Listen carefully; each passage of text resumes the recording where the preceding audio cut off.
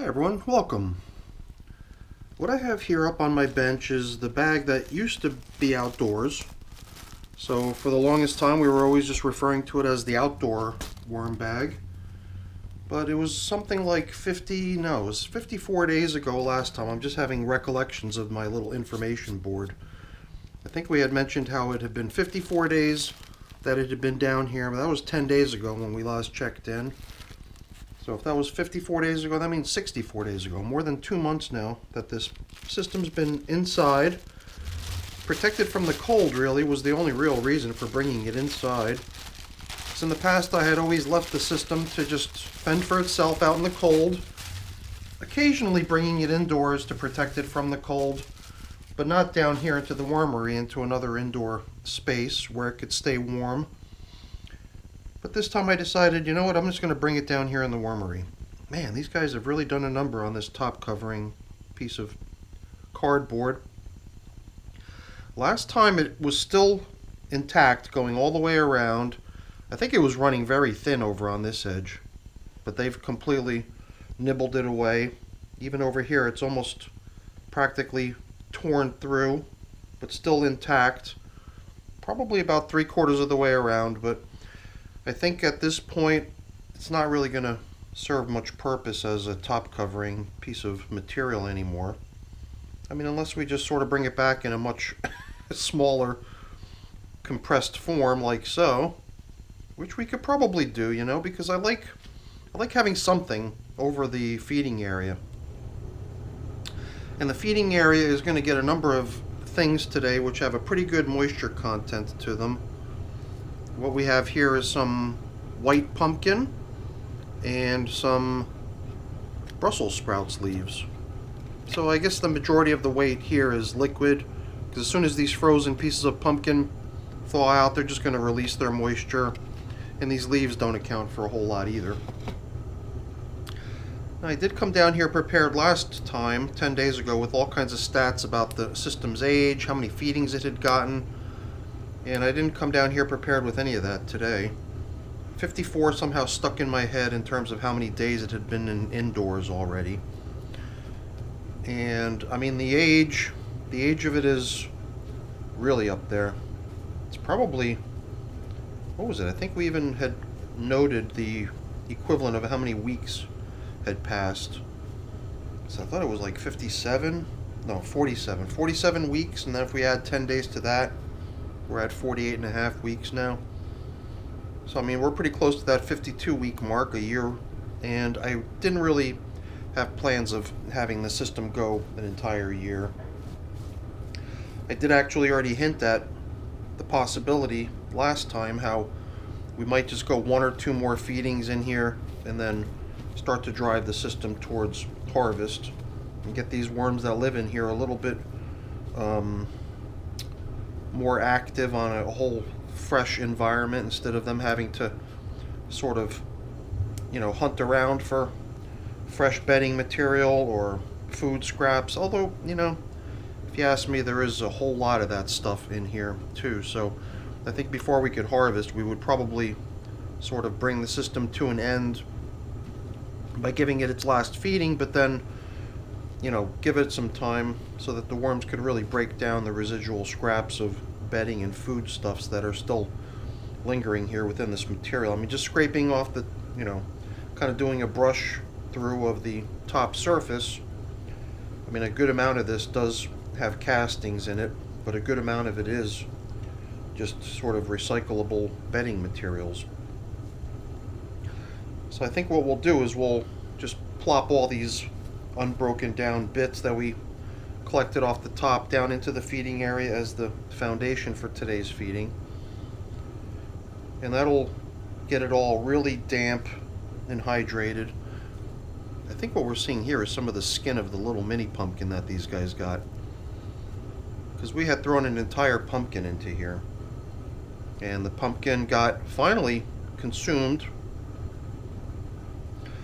at the last check-in. At the last check-in, it was really just little scraps of its outer skin, and it did seem like it might have already, you know, been gone a few days prior to us checking in. Although during the previous check-in, we had given that pumpkin 2 weeks, and there were a lot of leftovers remaining of it. And then we figured we'd give it one more week, and that last 1 week really did seem to do it in. So, man, I'm just going on and on here, and we just haven't done a whole lot other than play around with the material out on the top surface. So why don't we proceed to checking out how things are going in here. I guess, you know why? Because every time I watch my videos after working on this system, I always feel like I've kind of missed up on an opportunity to really collect a lot of this material that I think would be beneficial as far as like a bedding foundation for the feeding area. And I always think to myself, you know, wouldn't it have been nice to collect up as much of that stuff as possible while inspecting things, and then placing it down right into the line of fire where the worms can really work on it, down below the feeding area where there's a good amount of moisture coming off the foods. So I guess maybe I'm just being compelled to do this because of that coulda, woulda, shoulda thinking that I always sort of get when I review the videos of us working on these systems. And I've got to find some sort of like a good balance between doing what's practical and just sort of indulging in my my kind of little brainstorms here. But I don't think we need to prolong this check-in by much. We've got ourselves a really nice collection of sort of leftover food items here in this pile, as well as some really nice recycled bedding bits. So even though we're not giving this system any fresh bedding, we are isolating what we did find as far as leftover bedding materials right below where the feeding is going to get applied. And I'm surprised, some of these pieces of asparagus that we put in here during the last feeding do feel like they're still even, I don't know, kind of intact. Oh, not what I expected. I thought it was kind of an intact piece of vegetable matter, and I went to go snap it in half. I ended up like squeezing a whole bunch of little worms out of it. So it's definitely in progress. The worms are not ignoring it. Alright, let's leave it at that. We don't need to pick out every last little piece of leftover and bedding material that we find. Although it does seem like maybe during some check-in, or I don't know, maybe at some point when we decide it's time to move the worms out of this material, I even thought about kind of giving the whole contents just a quick screen so that anything big enough to get caught in the screen, like leftover bedding materials and foods, could all be gathered together quickly and easily. And then all the stuff that does pass through the screen would be treated as the nearly finished material, which would still have worms in it, but then we would work on trying to just evacuate the worms out of that material versus just a hodgepodge of material that also has large fragments of debris in it. So that to me seemed like it would be a good way to sort of launch off the migration of the worms out of the material. Just sort of running it all through my screen really quickly to capture all these things that I'm gathering by hand right there on the screen. And then what would be left is just a whole bunch of really fine material, which would also have worms in it, but then we would be migrating them into the into some fresh bedding, as well as all that material that we had gathered in the screen, which would look a lot like what we've done here manually. So, all right, enough of this. Let's give them their food and leave them be. So let's drop in all this stuff that we gathered as the foundation for our feeding today.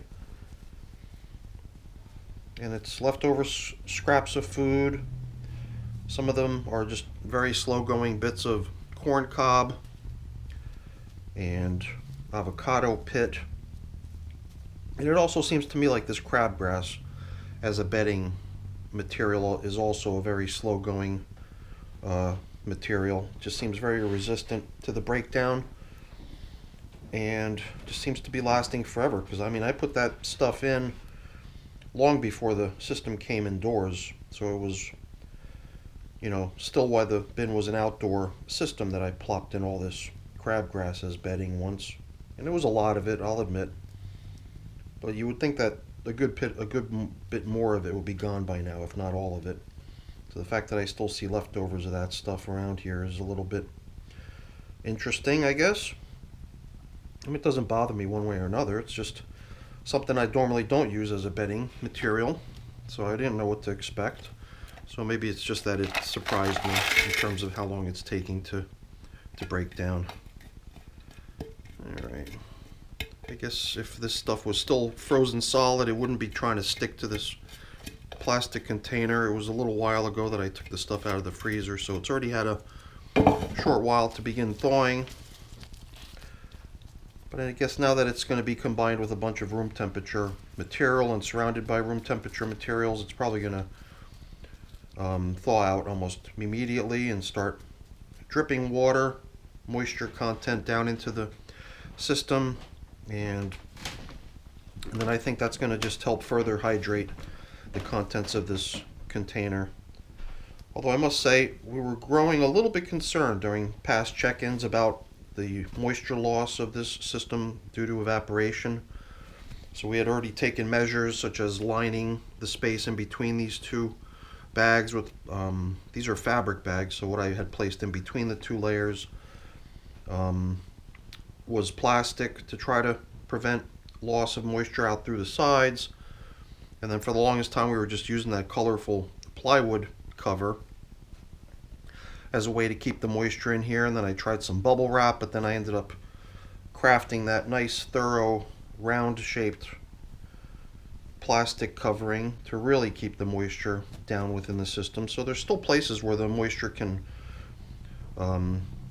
make its way out and evaporate out into the air, but we've taken good steps to keep the moisture down in here, and it does feel like it's paying off because the moisture content of the material is just so nice. And even though it's got good moisture content to it, it doesn't feel like it's sticky or clumpy or muddy or anything like that. It's just right, which I'm really pleased to see. So we've got ourselves a replacement top covering here, slash feeding zone indicator in a way. I've just got this feeling by it being directly above all that food right below it, which is going to also increase the moisture in this zone a lot. And then with that plastic covering to continue recirculating the moisture down beneath it, I got a feeling that this cardboard is going to show even greater signs of wear next time we check in here than what we noticed between the last check-in and now. I mean, that's just my hunch. I think even last time we were predicting that very little of that would be remaining by the next check-in, but I guess it was a little surprising to see that it's held up quite nicely. So this, I've been just thinking that maybe at some point in the near future this piece can also go in as a top covering, but for now it's staying outside on top of the plastic to keep it dry and free of worm traffic. Perhaps at some point in the near future we could make some sort of better use of it down here in the system.